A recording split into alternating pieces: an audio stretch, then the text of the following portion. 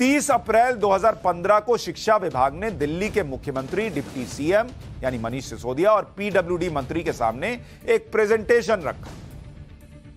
तब दिल्ली के मुख्यमंत्री केजरीवाल जी ने इस बात पर चिंता जताई कि एक क्लासरूम में 50 से ज्यादा बच्चे पढ़ रहे हैं और उन्होंने अतिरिक्त क्लासरूम बनाने के निर्देश दिए। यह तय किया गया कि जिन 207 स्कूलों में स्टूडेंट क्लासरूम रेशियो 50 से ज्यादा है, वहां पर 2526 एक्स्ट्रा क्लासरूम बनाए जाएंगे। इन 207 स्कूलों में से 14 स्कूलों में पायलट प्रोजेक्ट के तहत 121 क्लासरूम बनाए जाने हैं। बाकी स्कूल में कहा गया कि पीडब्ल्यूडी को काम सौंप दी। इन 14 स्कूलों के अलावा जो 193 स्कूल बचे थे, उनमें पीडब्ल्यूडी को 2405 अतिरिक्त क्लासरूम बनाने के लिए कहा गया कि बनाइए 2405।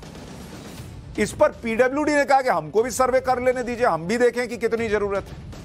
तो पीडब्ल्यूडी ने एक सर्वे किया।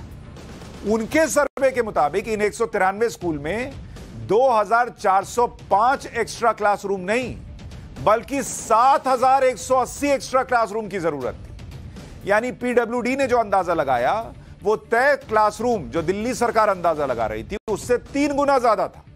अब सीबीसी के मुताबिक इसमें गड़बड़ियां क्या हुई, वो क्या कह रही है सीबीसी की रिपोर्ट, वो आपको बताता हूं।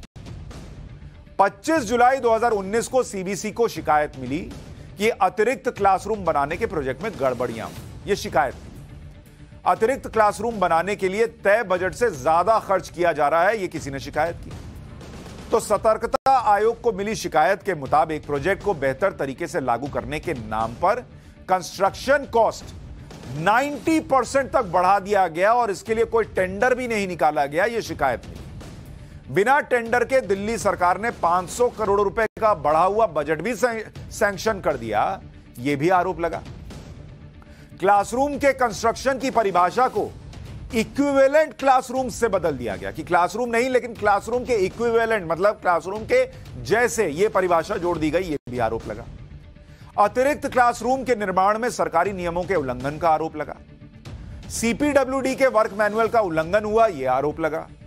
जो क्लासरूम बनाए गए उसमें घटिया सामग्री का इस्तेमाल किया गया और काम भी अधूरा रहा।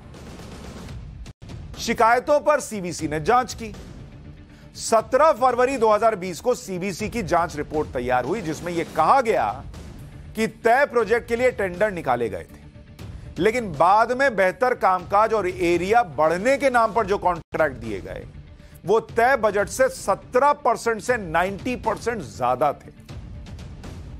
प्रोजेक्ट की कॉस्ट 326 करोड़ रुपए तक बढ़ गई, जो टेंडर अमाउंट से 53% ज्यादा थी। अच्छा, सीबीसी की रिपोर्ट कहती है कि कॉस्ट तो बढ़ गई, लेकिन उसके मुकाबले जो क्लासरूम बनने थे, उसकी संख्या 6133 से घट गई और 4027 हो गई। मतलब पैसा बढ़ गया और क्लासरूम घट गए जो बनने थे। यह सीबीसी की रिपोर्ट कहती है। 194 स्कूलों में 37 करोड़ अतिरिक्त खर्च करके 1214 टॉयलेट बनाए गए, जबकि जरूरत कितने टॉयलेट की थी? सीबीसी की रिपोर्ट कहती है 160 टॉयलेट की। सीबीसी की रिपोर्ट करिए 160 टॉयलेट की जरूरत थी और 1214 टॉयलेट बना दिए गए। दिल्ली सरकार ने टॉयलेट को भी क्लासरूम की संख्या में जोड़ लिया और उसे क्लासरूम की तरह प्रोजेक्ट किया, यह भी रिपोर्ट कहती है। टॉयलेट को क्लासरूम की तरह प्रोजेक्ट कर दिया। अब आप सोचिए, लोग सोच रहे होंगे बच्चे क्या कमोड पे बैठ के पढ़ते होंगे, पर रिपोर्ट कह रही है।